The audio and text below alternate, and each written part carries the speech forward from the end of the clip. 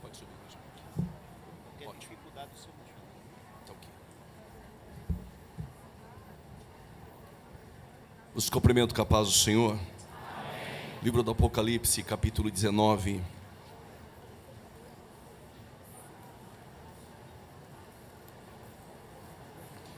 Livro do Apocalipse, seu capítulo de número 19.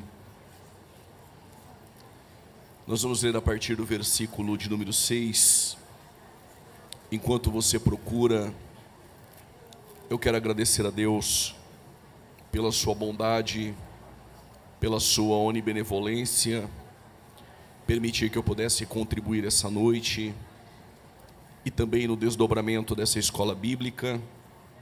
Quero muito agradecer a Deus por essa oportunidade. Agradeço também ao pastor presidente, que me deu essa oportunidade e a confiança do pastor Roberto José, também pastor Paulo Filho, Deus abençoe, pastor Dari, aos demais pastores, toda a mesa diretora. Primeira vez que eu estou aqui em Abreu Lima e para mim é um privilégio poder fazer parte dessa história e dessa escola bíblica. Livro do Apocalipse, capítulo de número 19, a partir do versos de número 6. E eu vi como que a voz de uma grande multidão, e como que a voz de muitas águas, e como que a voz de grandes trovões que dizia: Aleluia, pois já o Senhor, o Deus Todo-Poderoso, reina. Regozijemo-nos, alegremo-nos e demo-lhes glória, porque vindas são as bodas do Cordeiro, e já a sua esposa se aprontou. E foi-lhe dado que se vestisse de linho fino, puro, resplandecente, porque o linho fino são as justiças dos santos. E disse-me: escreve, bem-aventurados aqueles que são chamados à ceia das bodas do Cordeiro. E disse-me: estas são as verdadeiras palavras de Deus. Ainda de pé, por gentileza, livro do Êxodo, capítulo 6.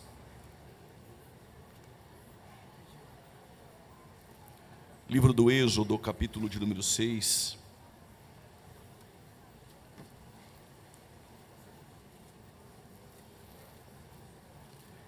Em minhas mãos está esse lançamento pela nossa casa publicadora, a CPAD, o livro Tempo do Fim.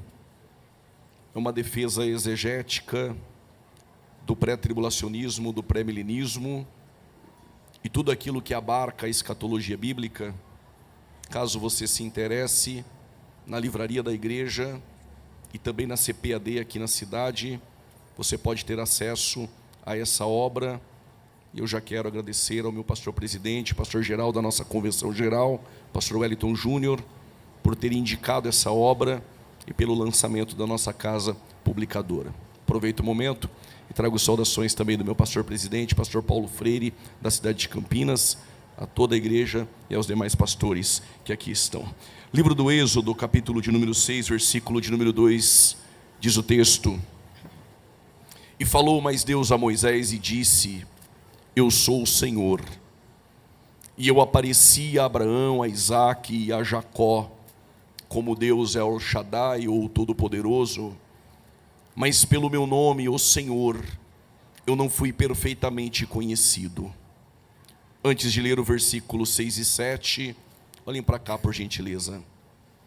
A palavra Senhor está com todas as letras maiúsculas em sua Bíblia.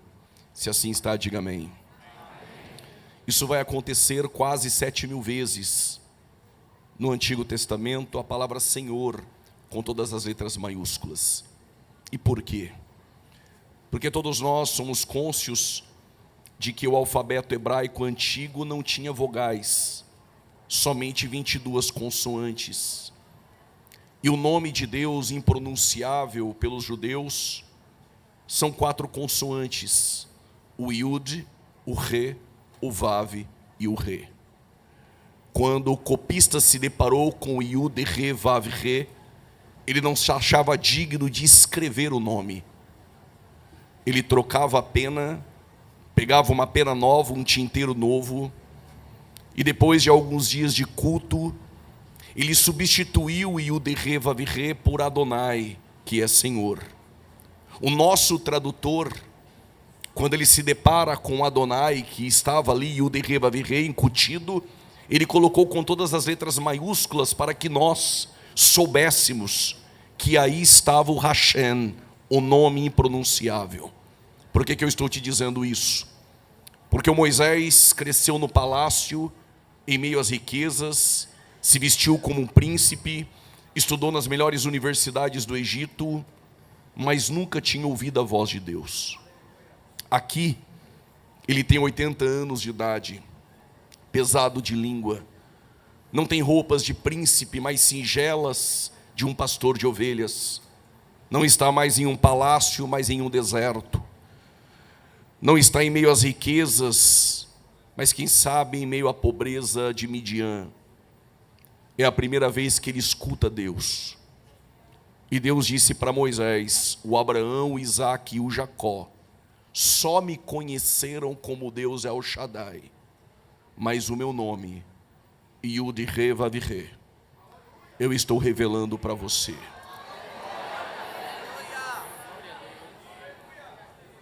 Nunca é cedo ou tarde demais, ou não importa o ambiente em que você cresce, isso jamais limitará as revelações de Deus para nossas vidas. Versículo de número 6 e 7. 4 coisas você precisa guardar essa noite. Se você não guardar, vai sair daqui sem entender a mensagem. Mas se você guardar essas 4 coisas, com certeza você sairá edificado aqui essa noite. Portanto, diga aos filhos de Israel: eu sou o Senhor, que vos tirei debaixo. A primeira coisa está aqui, diga bem forte: das cargas. Diga mais forte: das cargas. E o texto continua: e vos livrarei, diga bem forte, da servidão. Diga cargas, diga servidão.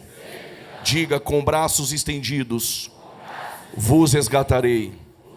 Não precisa repetir, a primeira é cargas, a segunda é servidão, a terceira é muito importante: com braços estendidos vos resgatarei. E a quarta está no versículo 7, vamos parafrasear, diga bem forte: seremos o teu povo. Diga: ele será o nosso Deus. Diga bem forte: cargas, servidão. Paulatinamente diga: com braços estendidos vos resgatarei. Diga: seremos o teu povo. Só quem pode bem forte diga: ele será nosso Deus. Se você pode tomar seu assento, dando aquele glória a Deus que o diabo odeia.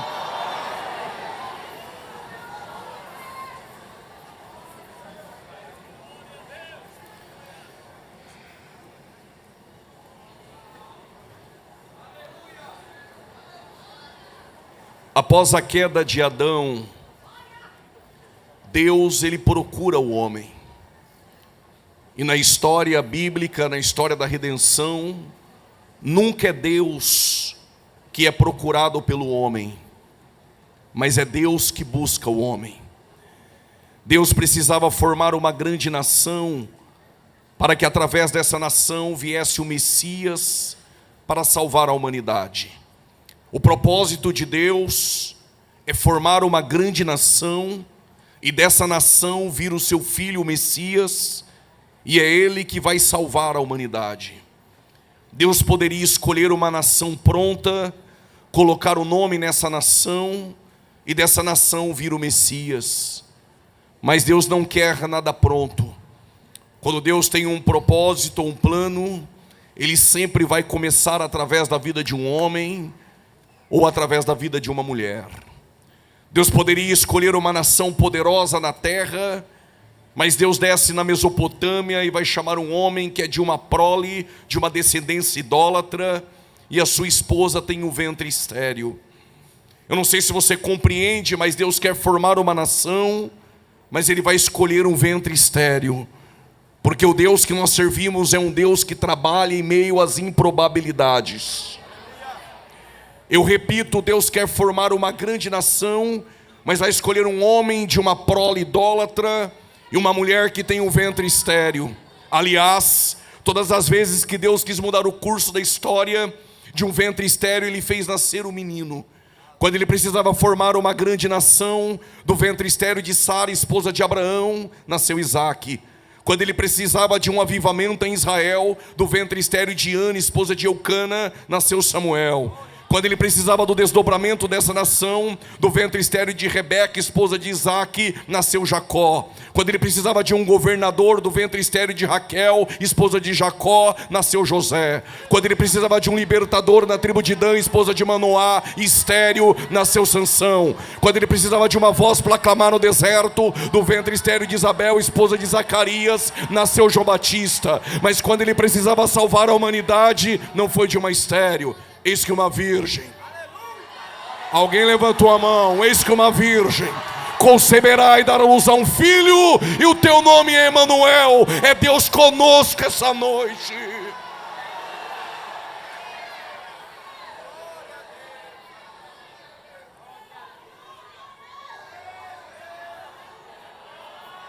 O Deus que você serve é o Deus das improbabilidades.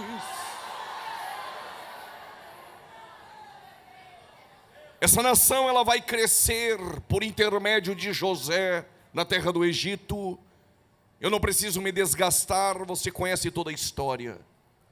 400 anos se passam e o faraó que assume o trono no Egito, ele não lembra quem foi José.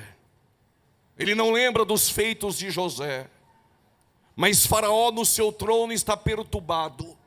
E por que Faraó está perturbado? Ele tem uma preocupação. Todos os dias olhando para a terra do Egito, necessariamente em Gósen, ele percebe que os hebreus cresciam de forma magnânima e extraordinária. O crescimento dos hebreus incomodava Faraó. Eu repito, o nosso crescimento incomoda alguém. O crescimento do povo de Deus incomoda alguém. Então Faraó, incomodado, ele lança o primeiro decreto. Qual decreto? Aumente a carga do povo e quem sabe eles irão parar de crescer. Aumentando a carga, a escravatura, eles param de crescer.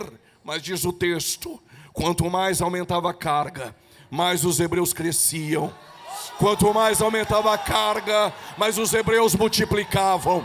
Quanto mais aumentava a carga, mais os hebreus multiplicavam. Satanás precisa saber essa noite. Quanto mais aumenta a luta, mais tem crente dando glória. Quanto mais aumenta a prova, mais estamos crescendo e se fortalecendo. Quanto mais aumenta a perseguição, mais tem crente orando e com a mão direita levantada, adorando a Ele.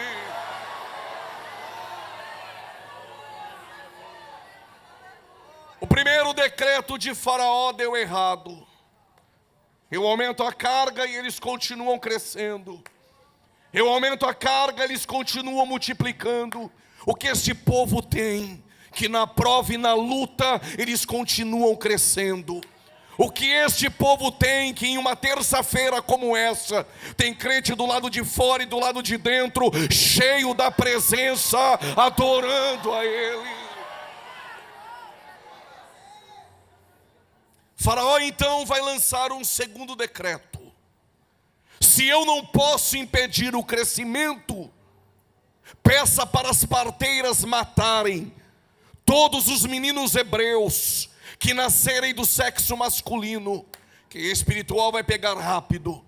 Em tempo de crise, muita gente deixou de gerar. Em tempo de crise, Zebulon não gera, Naftali não gera, Manassés não gera, Efraim não gera, Rubens não gera, Dan não gera, Simeão não gera, Judá não gera. Mas em tempo de crise nem todo mundo é igual a todo mundo. Se eles não querem gerar, Arão e Joquebed está dizendo, geramos nós. Se ele não quer dar glória, dê por você e por ele. Se ele não quer levantar essa mão direita, levanta você as duas. Se ele não quer santificar, santifica você. Se ele não quer evangelizar, evangeliza você. Segura. Em tempo tempo de crise, quem faz o que ninguém quer fazer, também vai viver experiências que os outros não viveram.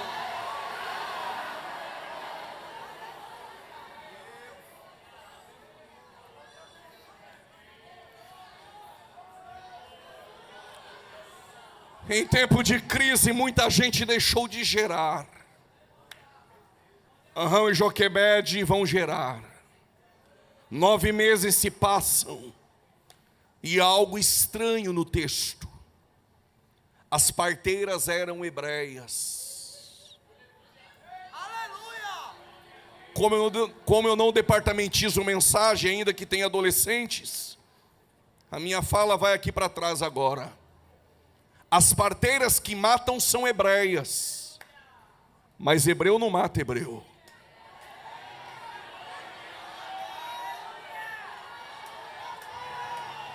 Tem que ser crente para dar glória agora. Eu vou repetir: hebreu não mata hebreu.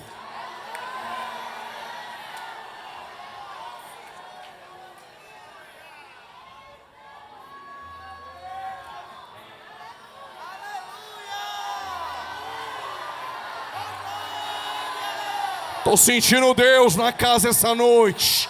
Hebreu não mata hebreu.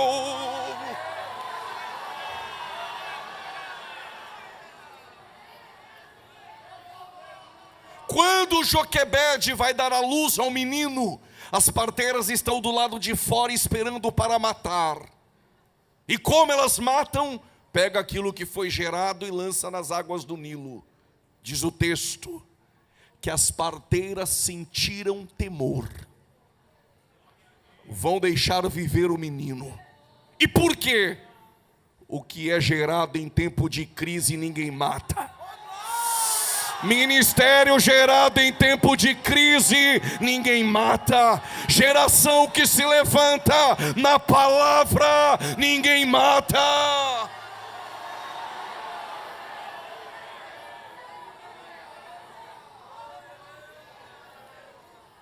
Era para pegar o menino e lançar nas águas do Nilo e matar.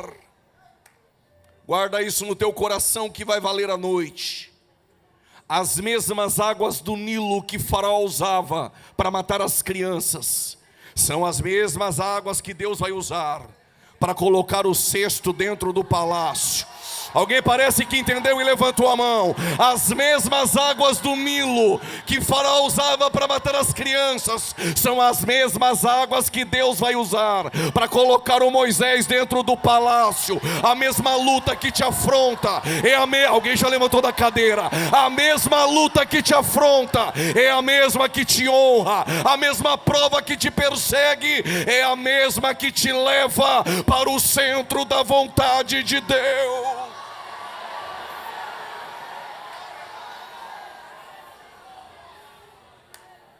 Vocês são inteligentes, vocês vão pegar. Moisés é como um pão lançado nas águas. Em breve nós vamos o achar. Aleluia!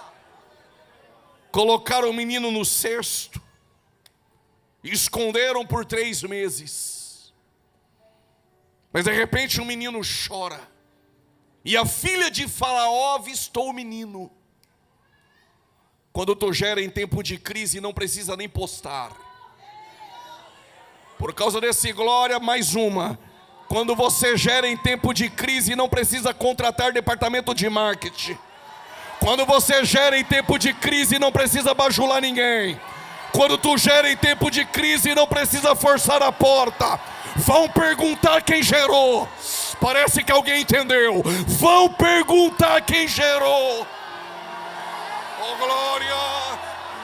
Oh glória! A filha de Faraó, quando viu o menino, se apaixonou e fez a pergunta: quem é a mãe?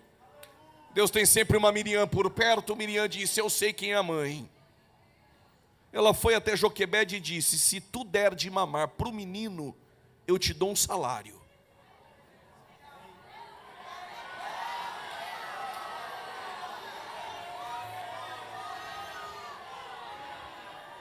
Não vou pedir para você cutucar ninguém, chacoalhar ninguém. Se for é pela palavra. Vou repetir. Se tu der de mamar para o menino, eu te dou um salário. Eu explico melhor. Escravo não tem direito a salário. Mas quando tu gera em tempo em que ninguém quer gerar, Deus levanta até o ímpio para financiar.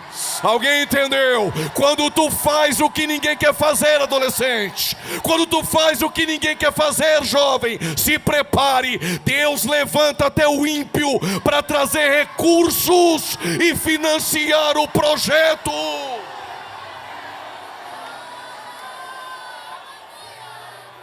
Areamandoraço e quemancho. E amasso e queimando.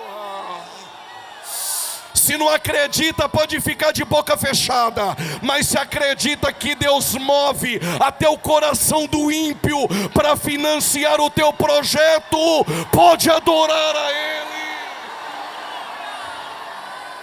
E Amanda, estou sentindo Deus aqui essa noite. Ai, Amandoraço. Segura, preciso caminhar. O menino cresce, mata um egípcio e foge para Midian. Vou falar em parábolas, e eu sei que tu vai pegar. O pecado de Moisés, quando matou um egípcio, foi escondido debaixo da areia. E o de Adão, em folha de figueira. O que é escondido debaixo da areia é uma folha de figueira.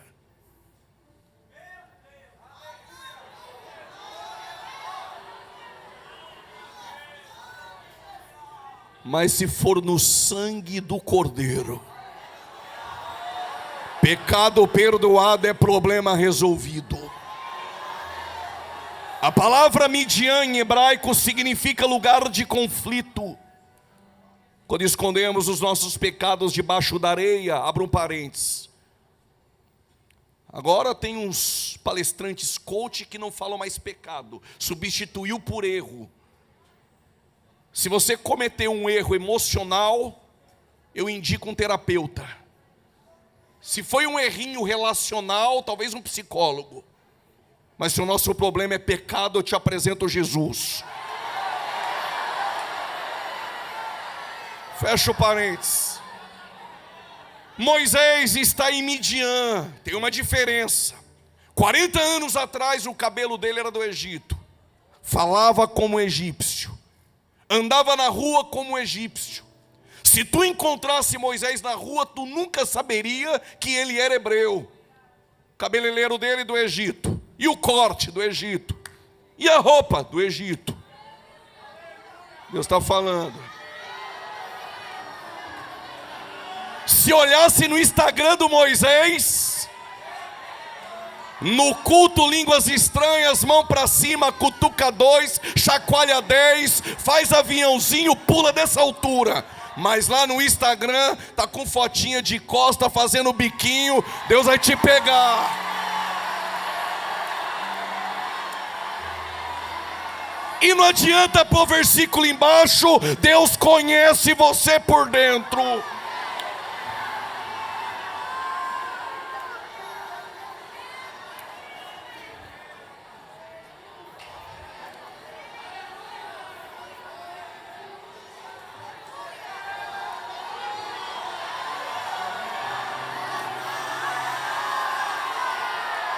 Dá tempo de apagar.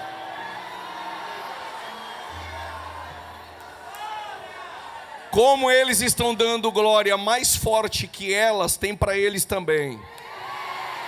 Vai lá no direct, avisa aquela piriguete que tu é crente da Assembleia de Deus, batizado no fogo.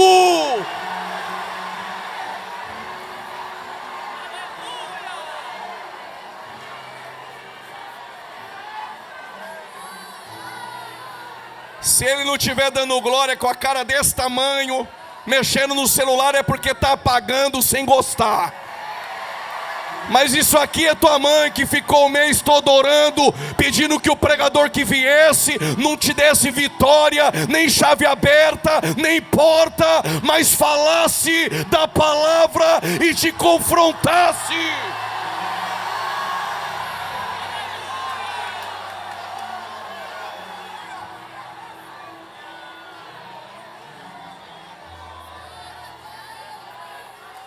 Todos os dias Moisés está no deserto em Midian trabalhando para Jetro. 40 anos com Jetro, cabelo de crente, roupa de crente, fala como crente. Todos os dias Moisés trabalhando vê sarças. Quando fui para o Egito, eu disse para os meus irmãos que aqui ficaram: quando chegar lá vou tirar foto da sarça, vou mandar para todo mundo. Quando cheguei no Egito e vi a sarça, nem foto tirei. Sem aparência, comum, insignificante. Sarça não chama a atenção de ninguém. Mas quando Moisés se deparou com a sarça, sarça não chama atenção, mas a sarça tinha algo. Eu não sei, se tiver 10 que gostam do que eu vou dizer, eu conto. A sarça tinha fogo.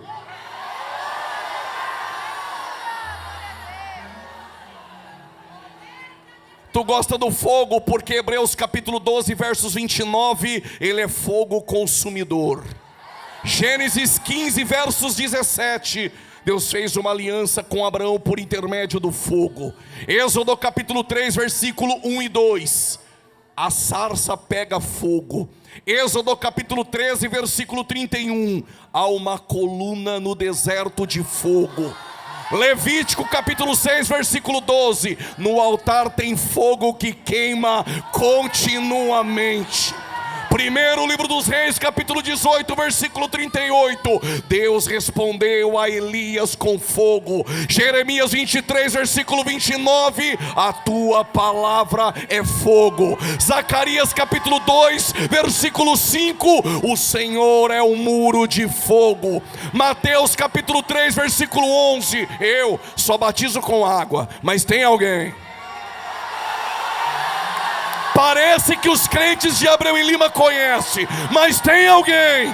Quem é ele? É mais poderoso que o pregador, é mais poderoso que João, é mais poderoso que você. Quem é ele? É aquele que vos batizará com o Espírito Santo e fogo. E fogo. Vai economizar esse glória a Deus para amanhã, ou vai deixar tudo aqui essa noite? Se esse engomadinho não quer dar glória a Deus, dê por você e por ele. Levante essa mão para cima e adore.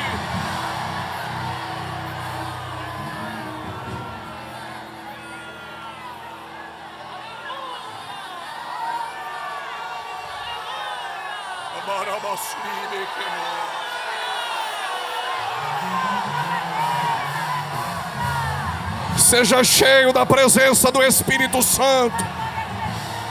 Não precisa de jargão, não precisa de oba-oba. Crente assembleiano é vivificado e avivado pela palavra.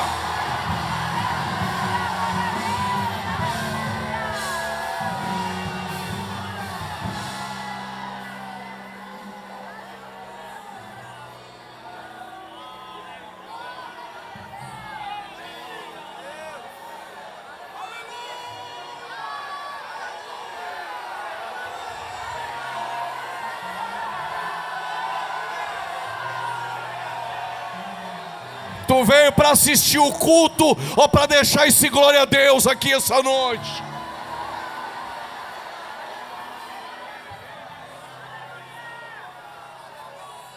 Quando Moisés viu a sarça, o que chamou a atenção de Moisés foi o fogo.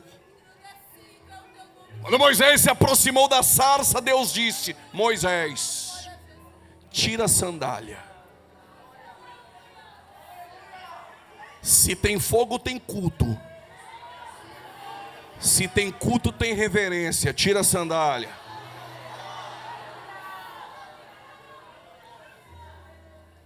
Eu vou explicar melhor. Os rabinos em Israel ensinavam às crianças que onde tivesse 2 rabinos falando da palavra, da lei, eles acreditavam que Deus se manifestava. Se tivesse 2 falando da lei, Deus se manifestava. Segundo o Talmud e os próprios rabinos, culto na sinagoga não poderia ter 9 pessoas. Porta fechada não tem culto, no mínimo é 10. Se chegasse na porta da sinagoga e tivesse 9, não tem culto. Jesus falou, se em Abreu e Lima tiver 2 ou 3, tem culto.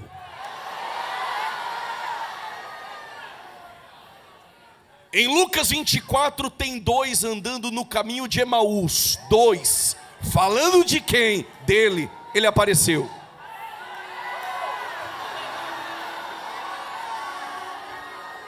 Tem algum Caio aqui? Não é revelação. Tem algum Caio aqui? Tem? Ok.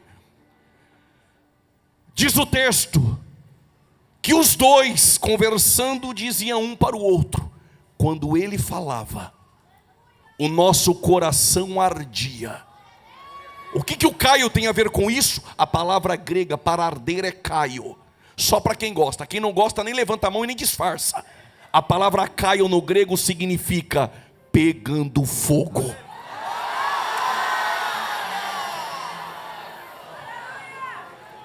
Tira a sandália, Moisés. E por que tira a sandália? Meu cabelo não é mais do Egito, roupa não é do Egito, nem falo mais como egípcio.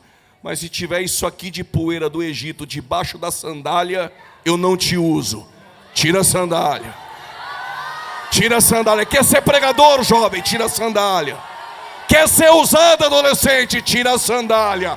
Porque o Deus que você serve, Ele é santo. E a terra que Ele tem preparada é santa. Eu vou te usar, Moisés. Aí Moisés questiona, como o Senhor vai me usar? Eu não tenho nenhum nome. Moisés, tirado das águas, isso é nome? Os anciãos não vão acreditar em mim. Ei, Moisés, quem disse que tu vai no teu nome? Diga que R.E. Asher, R.E. te enviou. Diga que o eu sou o que sou te enviou. Não é no teu nome, é no nome dele. Não é no teu talento, é no nome dele. Não é na tua habilidade, crente, é no poder do nome dele. E só Moisés pode usar. Você também pode. No meu nome expulsarão demônios. No meu nome curarão enfermos. No meu nome falarão em novas línguas. Moisés, tu vai no Egito, vai falar com o faraó e vai tirar o meu povo de lá. Senhor, faraó é o homem mais poderoso da terra. Como eu, que não tenho nem nome, nem expressão, não tenho seguidor, não tenho curtidas, não tenho nada, como o Senhor vai me usar? Tu não entendeu, Moisés? Assim como eu peguei uma sarça comum, insignificante, sem aparência, incendiei e chamei tua atenção, tu vai no Egito e lá eu vou te incendiar. Se eu te incendiar, tu chamará a atenção dos grandes. Só que quando for na terra do Egito, eu quero uma festa. Deus quer o quê? A festa tem por nome Páscoa. Vocês não vão comer a Páscoa na mesa. Até hoje eles não comem na mesa. Para lembrar que nunca tiveram uma mesa quando foram escravos no Egito. Que o mesmo sentimento orbite e gravite dentro de nós. Quem nós éramos. E o que o sangue do Cordeiro nos fez tornar. Vão comer a Páscoa no chão antes de sair do Egito. Irão comemorar todo ano. Ervas amargas, tudo aquilo que você conhece, pão sem fermento, mas vão beber 4 cálices de 86 ml e eles bebem até hoje. Quando beberam o primeiro cálice, vocês lembrarão das cargas. Quando beberem o segundo cálice, lembrem da servidão.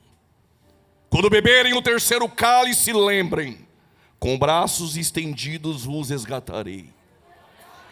E quando beberem o quarto e último cálice, vocês darão um grito: nós somos o teu povo. E eles acreditam que Yud-Re Vav-Re responde: e eu sou o vosso Deus. Era numa quinta-feira em Jerusalém. Centenas e centenas de cordeiros subiam para serem imolados dentro do templo. Qual era a festa? Páscoa. Era a última Páscoa que Jesus estaria com os discípulos.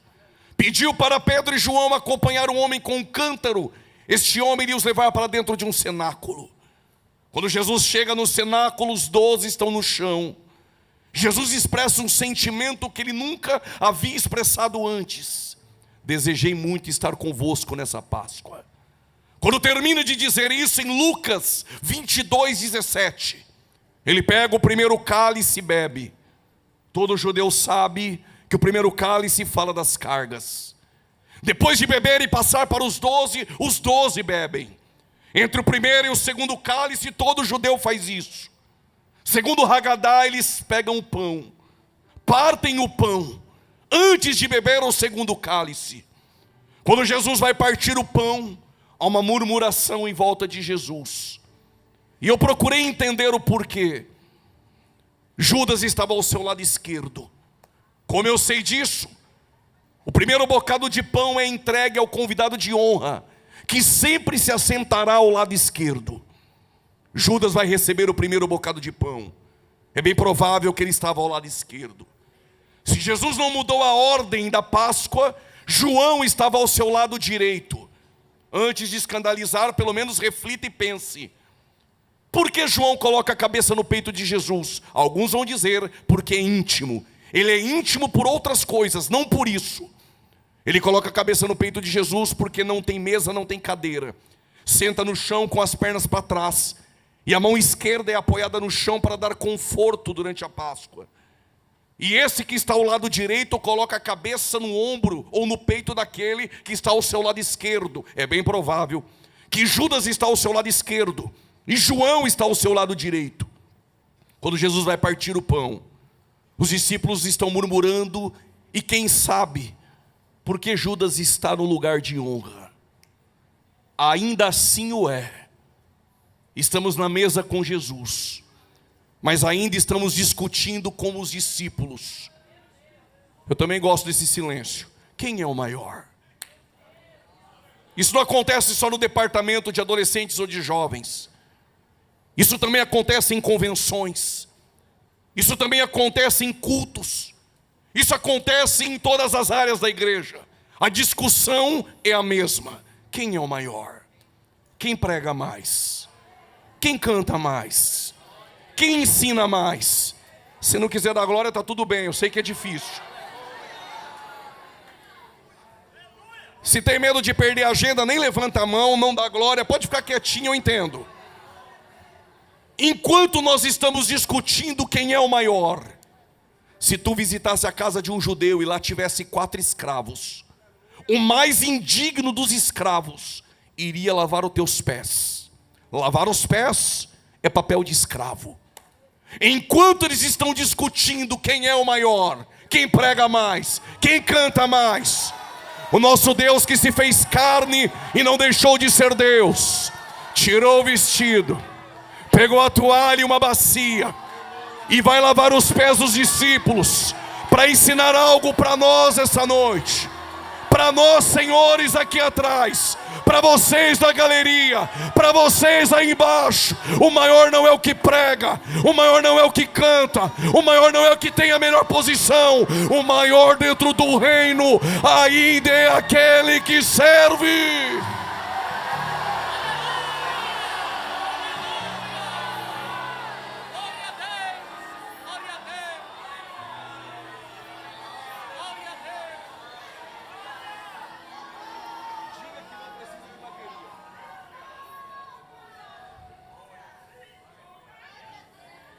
João Batista não ressuscitou ninguém. João Batista não curou ninguém. E tem mais.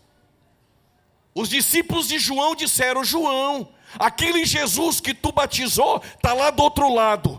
Vou parafrasear: está pregando melhor que você. A igreja dele encheu mais que a tua.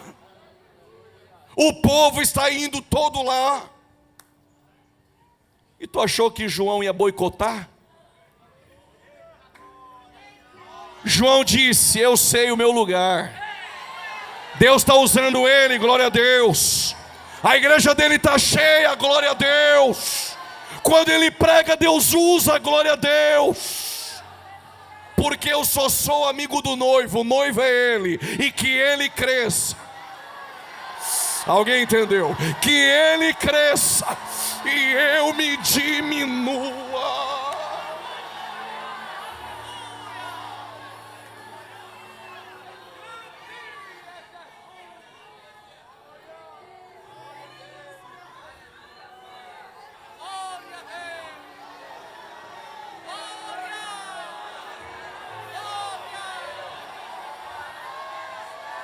Se tu entrou nesse culto pensando que tu é bom, que tu canta bem, que tu prega bem, que é por isso que Deus faz, está enganado, querido. Não é porque você é bom, não é porque você prega bem, não é por causa da sua habilidade, é porque Ele pela graça. É porque Ele pela graça.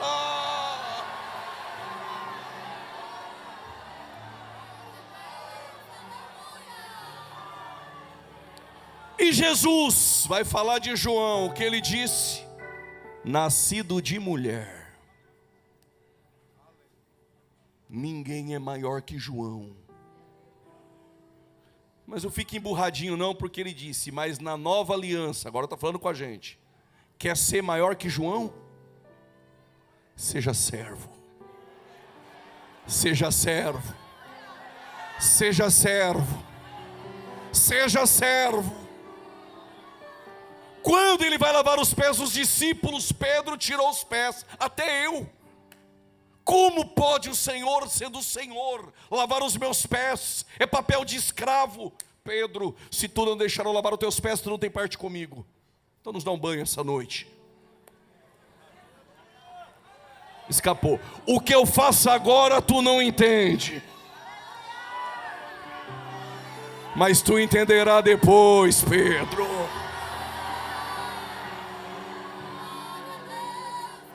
Eu não sei se vocês pensaram nisso. Só pense, eu vou pular. Para lavar os pés tinha que se ajoelhar. Costume no Oriente. Tirar sandália e lavar os pés. Imagina Jesus de joelhos na frente de Judas, lavando os pés do traidor. Só que o traidor não consegue suportar muito tempo de mesa.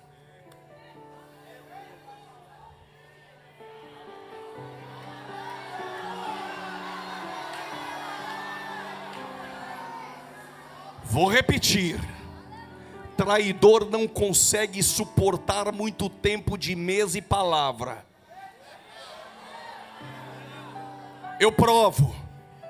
Jesus partiu o pão e disse: um de vós há de me trair. E a Assembleia de Deus ainda é assim. Quando o pão da palavra é partido, revela o coração daqueles que estão em volta da mesa. Porque culto do louvorzão enche mais que o culto de doutrina. Porque culto de doutrina parte o pão, revela o coração de quem está na mesa. Vou melhorar. Culto de doutrina, escola bíblica dominical, separa homens de meninos.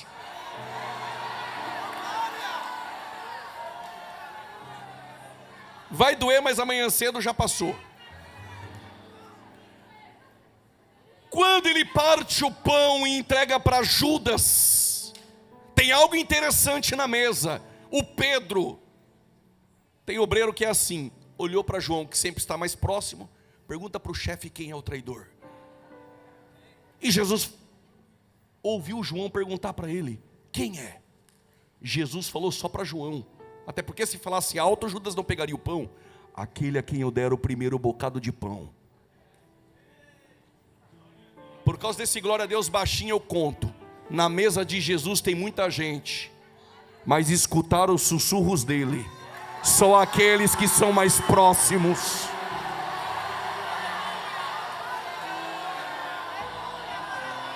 Não vim fazer barulho e nem movimento. Eu vim para dizer, mais próximo de Jesus, vai escutar o que os outros não escutaram, vai sentir o que eles não sentiram, vai subir no nível que eles não subiram.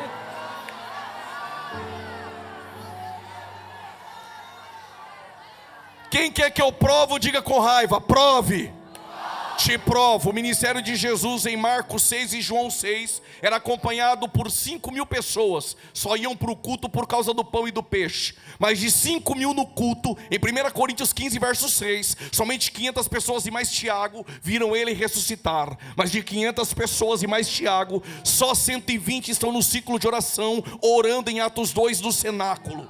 Mas de 120 em Lucas 10, só 70 vão para o evangelismo, depois da escola bíblica dominical. Mas dos 70 só 12 andaram com ele. Mas dos 12 só 11 tomaram ceia. Mas dos 11 só 3, Pedro, João e Tiago, foram para a casa de Jairo, para o Monte da Transfiguração e para o Getsemane. Mas dos 3, nos pés da cruz, só tem um,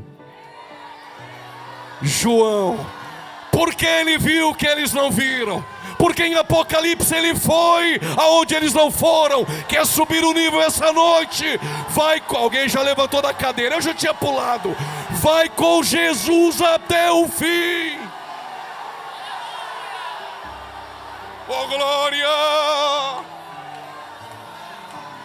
Quanto maior a intimidade, maior o nível de relacionamento.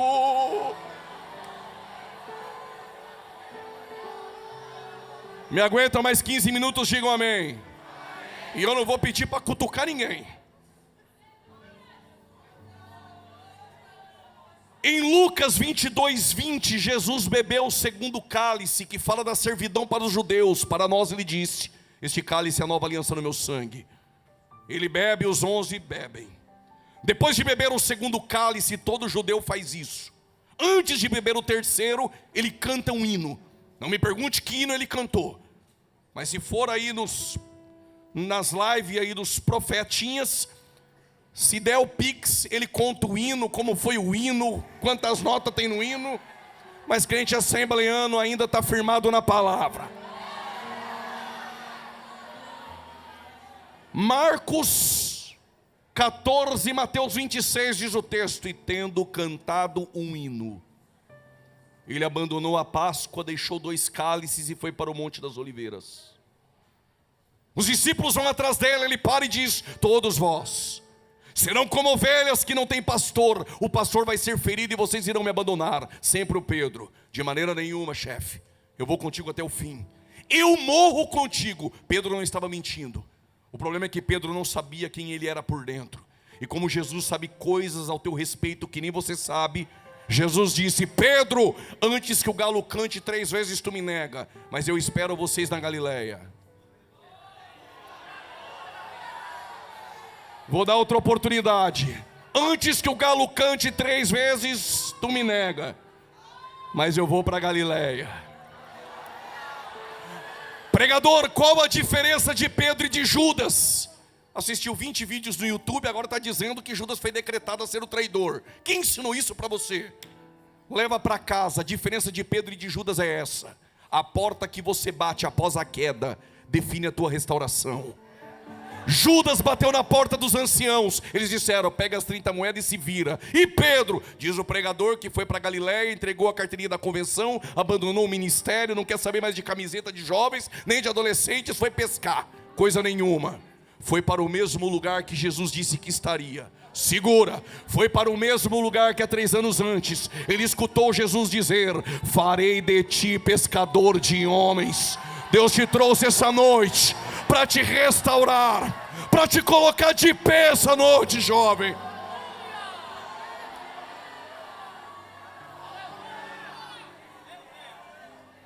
Preciso correr.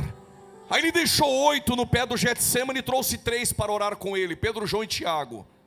Deixou 8 no pé do Getsemane, trouxe 3, deixou aqui e disse: eu vou além orar. Olha, parece o tabernáculo. 8 fica no átrio.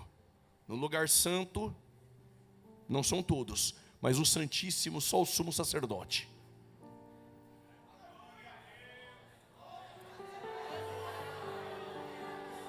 Mas o sumo sacerdote no Santíssimo vai aspergir o sangue. Lucas é médico, pena apurada detalha. Saiu o sangue dos poros. Mas quando o sumo sacerdote lançava o sangue, a glória descia. Por que a glória não desceu? Desceu um anjo, porque a glória encarnada já estava de joelhos dobrados. Só que Jesus foi ter com eles 3 vezes, e as 3 vezes eles estavam dormindo, não pode orar nem por 1 hora. Pedro dormiu 3 vezes, quantas vezes? Quem dorme 3 vezes na prova está vulnerável a negar 3 vezes o sinédrio. Por causa desse meu Deus tem mais uma. Dormiu 3 vezes, negou 3 vezes, na quinta. E no domingo, Jesus colocou para pastorear e fez 3 perguntas. Fariseu não gosta de ouvir isso, mas é a Bíblia, vou repetir. Dormiu 3 vezes, e na quinta, negou 3 vezes. E no domingo, Jesus levantou ele como pastor e fez 3 perguntas. Tu me ama? Tu me ama? Tu me ama? Eu vou melhorar. Dormiu 3 vezes, negou 3 vezes. Domingo Jesus fez 3 perguntas. E por quê? Porque sabia que o mesmo que dormiu 3 vezes, negou 3 vezes, e Jesus fez 3 perguntas, no mesmo lugar que negou, iria se levantar cheio do Espírito em Pentecostes, iria pregar, e quase 3.000 almas. Eu já tinha enchido esse lugar de glória.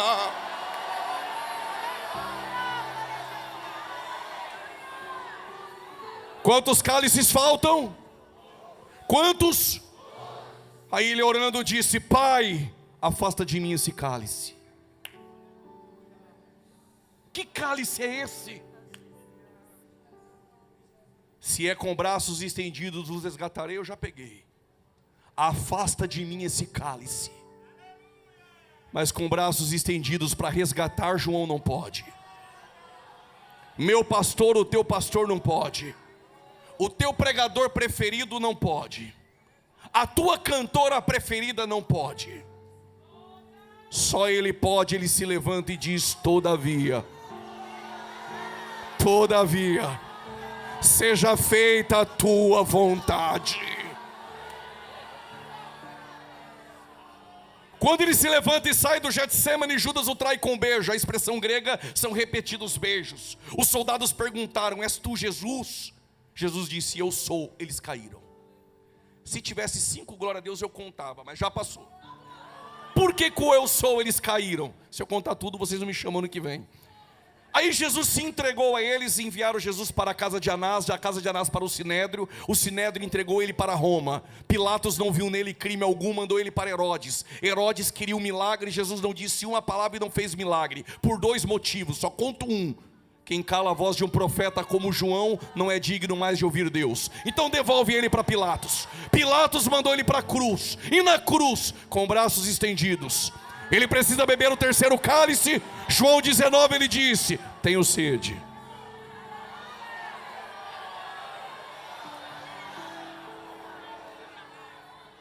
Ele tem o quê?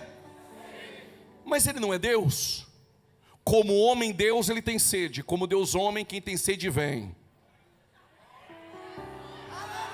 Tu já bebeu dessa água, né, varão? Como homem Deus, ele sentou no poço de Jacó e falou: estou cansado. Como Deus homem, vinde a mim os cansados e sobrecarregados. Como homem Deus, ele chora por um amigo em Betânia. Como Deus homem, sai para fora Lázaro. Eu sou a ressurreição e a vida. Como homem Deus, ele dorme na polpa do barco, vai enchendo o pulmão de ar. Como Deus homem, quem é este que até o vento e o mar lhe obedece?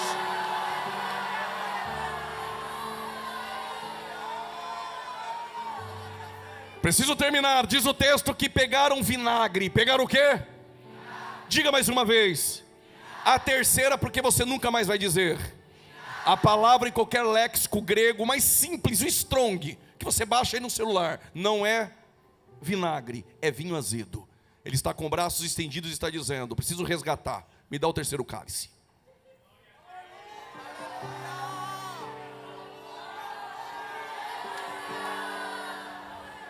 Quando deram, agora ele resgata. Está consumado. Está consumado. Este cálice era nosso, ele bebeu na cruz. Não tenho mais tempo, outro dia eu conto o que é ser resgatado dentro do costume judaico. Eu vou contar. O menino judeu completava 13 anos de idade. Com 13 anos de idade, ele decorava 613 preceitos da lei. 13 anos de idade, decorava 613 preceitos da lei. Tu tá 10, 15 anos na igreja. Sabe a escalação do teu time todinha. E não sabe 3 versículos.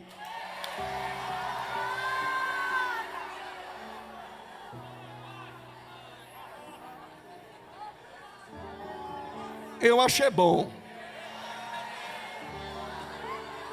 Vocês comem cuscuz, carne seca, você aguenta. Se fosse paulista, 13 anos de idade, agora ele pode se casar porque ele é filho da lei. Estou falando judeu. O menino judeu com 18 anos dentro de casa para a mãe sem se casar é uma vergonha. Acordando meio-dia, não arruma a cama, toma o café, não arruma a mesa. Sua mãe que orou, eu só vim entregar. Nem ora, já vai direto no Google saber quanto foi o jogo do Flamengo. Quer dizer que quer Rebeca?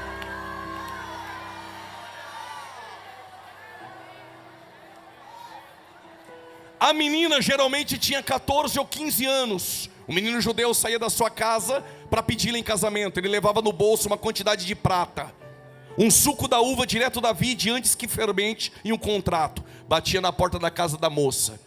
O pai da moça abria, ela fingia que não estava sabendo, mas estava. Quando ele chegava, ele olhava para a moça diante dos pais e dizia: quer se casar comigo? Se ela dissesse eu quero, ele pagava o dote com a prata, dava o suco de uva para ela beber e assinava o contrato. Se ela bebeu o suco de uva é porque ela disse sim, eu aceito o casamento. Ele era obrigado a fazer uma declaração de amor solenemente. Qual era? Na casa do meu pai eu tenho uma morada para te levar. Mas ele não levava ela, ele virava as costas e ela, apaixonada, queria sair correndo atrás dele. A mãe segurava e dizia: vigia, filha, aqui em Israel não é assim. Eu vou te ensinar como convém a cuidar do marido. Quando ele voltar ele te leva. Eu explico, ele deixou a eternidade. Eis que estou à porta e bato. Você abriu, ele olhou para você e disse: quer se casar comigo?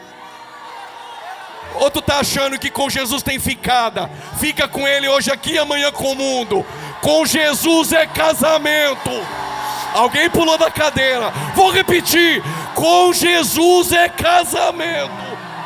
É na dor, é na alegria, é na doença, mas eu não largo dele. Quando você disse eu quero, ele não pagou com prata, ele pagou com sangue. Tu tem um dono, tu está resgatado. Em Abreu e Lima, Assembleia de Deus, na ceia, só bebe o suco da uva quem casou com Jesus. Ceia não é para ficante. Tá cheio de igrejinha aí dando ceia para amante, para ficante. Só bebe ceia na Assembleia quem casou com Jesus.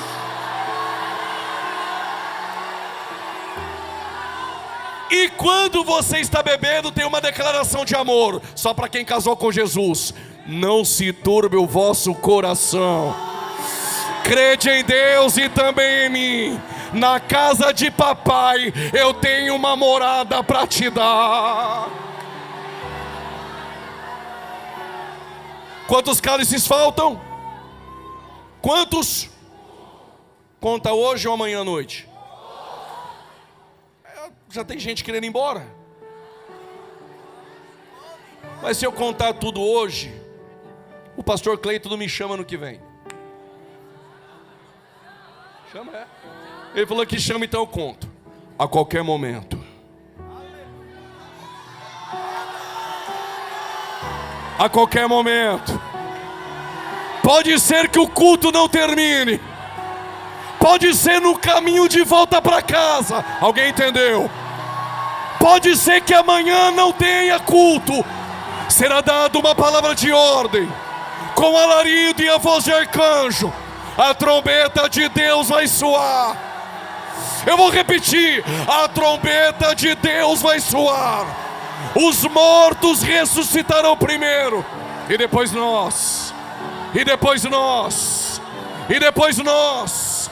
Os que ficarmos vivos seremos arrebatados, encontraremos com eles nas nuvens para o encontro com o Senhor nos ares.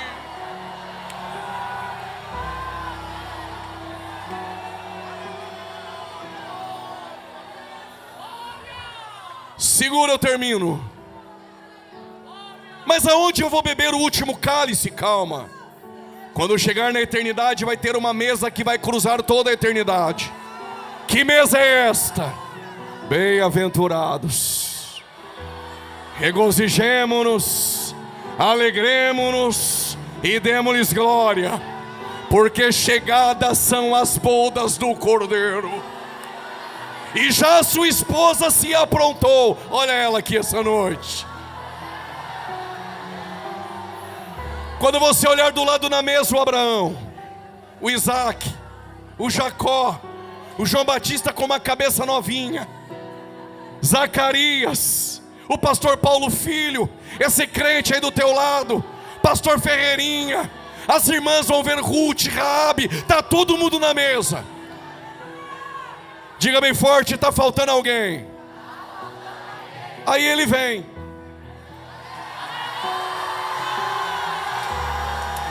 O cabelo dele é assim mesmo, é branco como a neve. Os seus olhos são como chamas de fogo. O seu rosto resplandecente como o sol. Quem é ele? É o princípio e o fim. É o alfa e o ômega. Aquele que era, que é e que há de vir. A raiz de Davi, o leão da tribo de Judá.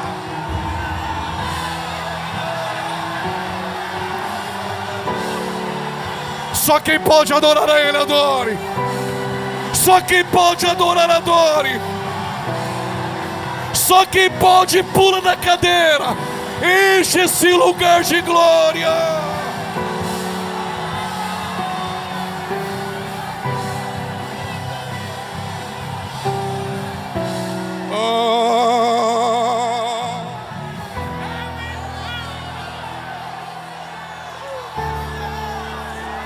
A Ele a honra, a Ele a glória, a Ele o louvor.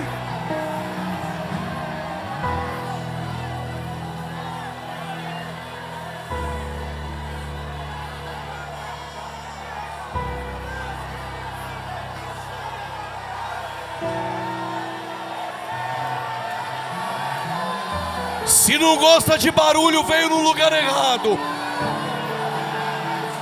Vai procurar um culto friozinho, reformadinho. A Assembleia de Deus é 113 anos. Palavra, poder, fogo e presença.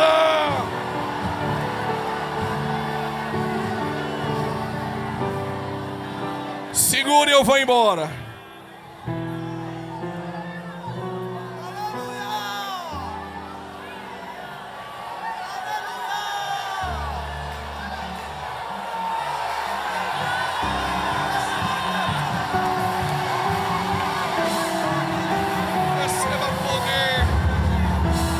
Receba poder dos céus. Seja batizado agora em nome de Jesus. Seja batizado agora em nome de Jesus. Receba o batismo com o Espírito Santo.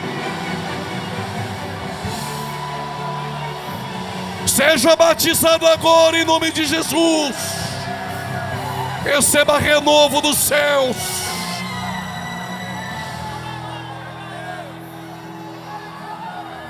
Quando ele for servir o último cálice, olha o que ele vai dizer: eu não disse que eu não beberia do fruto da vide enquanto vocês não chegassem?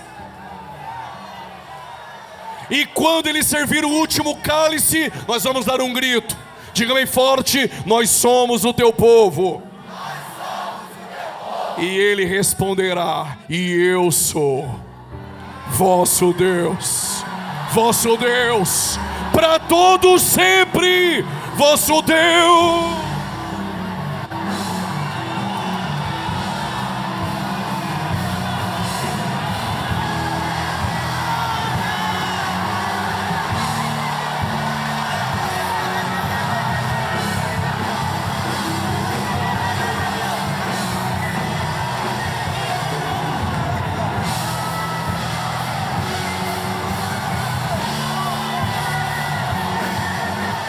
Se, porém, não agrada a vocês servir ao Senhor, escolham hoje a quem irão servir.